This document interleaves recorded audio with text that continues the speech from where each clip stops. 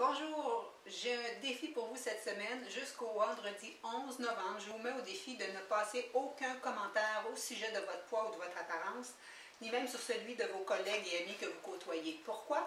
Parce qu'on est dans la 5e édition de la semaine Le poids sans commentaire, une initiative de l'organisme Équilibre qui veut dans le fond nous montrer les effets néfastes des commentaires qu'on fait régulièrement au niveau du poids. Je suis Nathalie Rousseau, kinésiologue, propriétaire de Hop la vie, nutrition santé plein air. Je suis aussi diplômée d'un bac et d'une maîtrise en nutrition spécialisée en changement de comportement. Et je veux juste vous dire que dans le fond, ça arrive très souvent qu'on fait des commentaires sur le poids, sur nous-mêmes, et ça de façon anodine. Souvent même on fait ça en pensant bien faire. On dit aux gens, mon Dieu, c'est beau, bravo, t'as maigri. Alors, on ne sait même pas si la personne a jeûné pour en arriver là. On ne sait même pas si la personne a été malade pour en arriver là. On dit des commentaires à nos enfants comme par exemple, ah, elle a des bonnes cuisses comme sa mère. Ou encore, on se dit nous-mêmes des commentaires comme par exemple, je m'en vais dans le sud cet hiver, là, je veux perdre du poids. Ou encore, les fêtes approchent, je veux perdre du poids. Moi, en tant que spécialiste de la santé, là, les gens viennent me côtoyer. C'est la principale raison de vouloir perdre du poids. Alors, on entend vraiment de façon régulière. Ce qu'il faut se rendre compte, c'est que ces commentaires-là, très souvent anodins, ont des fois des conséquences négatives chez les personnes. Les personnes qui reçoivent ces commentaires-là, ben, ils se mettent à se juger, à se sentir pas assez belle, pas assez grande. Donc, une insatisfaction corporelle qui peut mener à la première diète. Donc, les gens se restreignent au point de vue calorique, ils perdent du poids, très souvent ils vont le reprendre. Et là, c'est la perte de confiance en soi, la perte d'estime de soi. Et c'est le cercle vicieux des régimes qui commence. Même si on porte autant d'attention au niveau de notre poids, ça ne veut pas dire qu'on est en meilleure santé pour autant, parce que la balance des gens ne cesse d'augmenter. Les maladies associées, comme par exemple l'obésité, l'hypertension, le diabète et différentes formes de cancer, sont toujours à la hausse. Alors, pour pallier à cette situation-là, je vous offre de regarder cette problématique d'une autre façon en focusant sur votre forme, votre santé, votre bien-être plutôt que sur votre poids.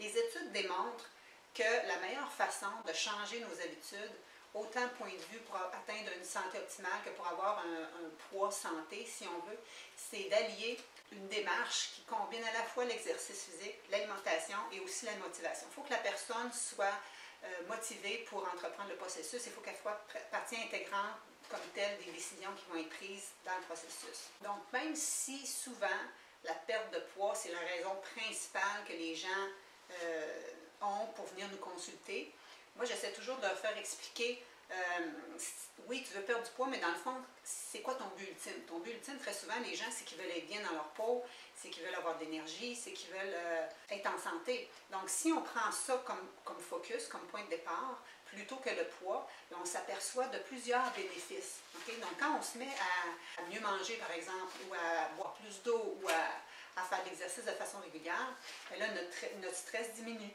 Notre forme, notre endurance s'améliore, notre sommeil est plus réparateur, on a plus d'énergie pour faire les activités de la vie quotidienne, on est moins souvent malade, notre système immunitaire est plus fort.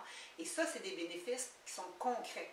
Quand on se fie juste sur le poids sur la balance, puis que ça ne baisse pas nécessairement, on sent un sentiment d'échec. Là, on se dit, ben, ça ne donne rien, tous les sacrifices ou tous les efforts que j'ai faits, je suis aussi bien de continuer à manger mal ou à faire, peu importe les démarches que tu faisais auparavant. Ce que je dis souvent, c'est que retourne dans tes biscuits au pupitre, de toute façon, ça n'a pas de résultat. Or, un poids sur la balance, ça ne te dit pas justement les efforts que tu as faits. Dans ton corps, ta circulation se fait mieux, tu respires mieux, tu es moins essoufflé.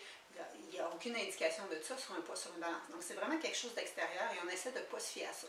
Quand on ressent vraiment le bien-être, l'énergie, qu'on dort mieux, qu'on est plus patient avec les gens de notre entourage, ça, c'est vraiment des choses positives.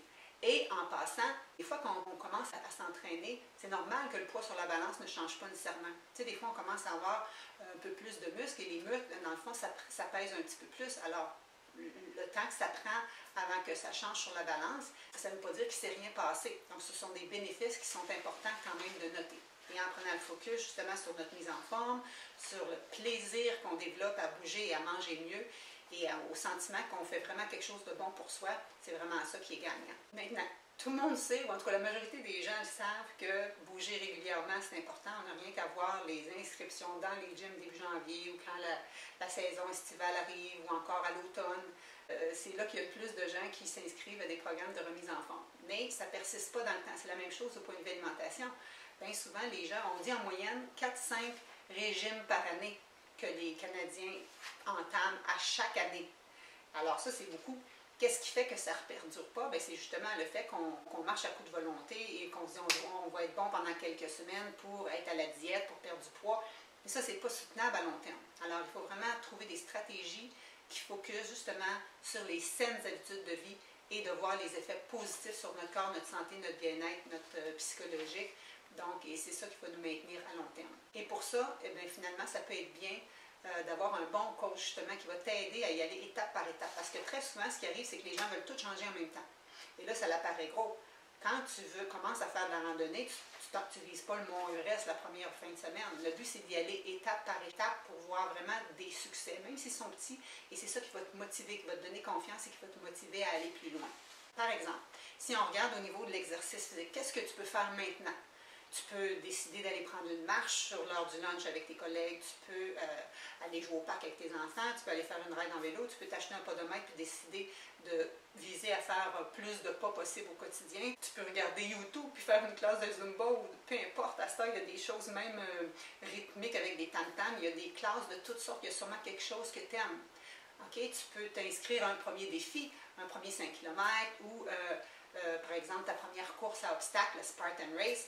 Moi, personnellement, c'est ce qui me garde motivée. De m'inscrire à quelque chose, ça va me motiver à m'entraîner. Joins-toi à un groupe. Moi, je donne des cours en plein air à l'année, de conditionnement physique de toutes sortes.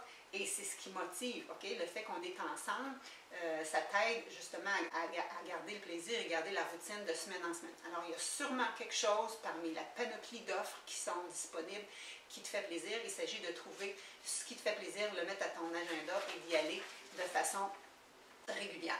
Point de vue alimentation, qu'est-ce que tu peux faire? Premièrement, prendre le temps de déjeuner. Quand tu manges, de manger assis, de manger lentement, de prendre le temps de mastiquer, de boire un verre d'eau de plus par jour, de faire plus de place aux végétaux dans ton assiette.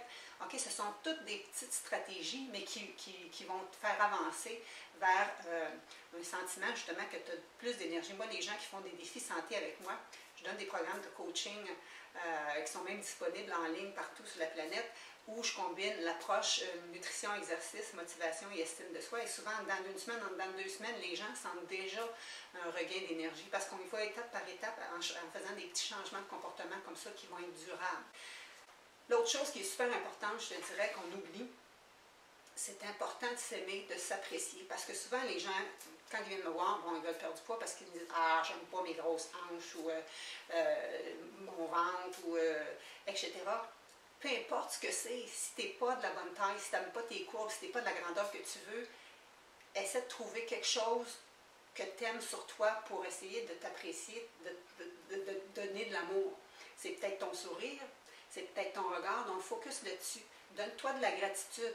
Parce que dans le fond, là, même si tu n'as pas le corps que tu veux, imagine-toi bien que tu es capable de marcher, de te déplacer, de prendre tes enfants dans tes bras, de travailler, de faire plein de choses. Alors tout le monde n'a pas cette chance-là.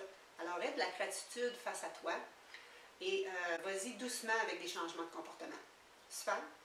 Alors étant donné qu'on est dans la semaine, comme je te dis, le poids sans commentaire, je te mets au défi. Pas de commentaires sur ton poids, ni ton apparence, ni celle de tes voisins et voisines. Si jamais tu vois quelqu'un, bon Dieu, paraît mieux, puis que tu penses qu'il a maigri, bon, au lieu de le féliciter d'avoir perdu du poids, pourquoi tu ne t'informes pas des démarches qu'il a prises, puis à la place, félicite-le justement de s'être pris en main, puis qu'il mange mieux, qu'elle s'apporte des bons lunchs au travail, ou qu'elle va marcher sur l'heure du dîner. Focus sur les changements d'habitude de vie au lieu des changements qui sont extérieurs, comme un poids sur une balance. Et comme l'imputabilité est souvent une grande source de motivation, alors je t'invite à te partager tes objectifs ou tes défis avec moi juste en dessous de la vidéo. OK? Alors, bonne semaine à tous. Merci beaucoup.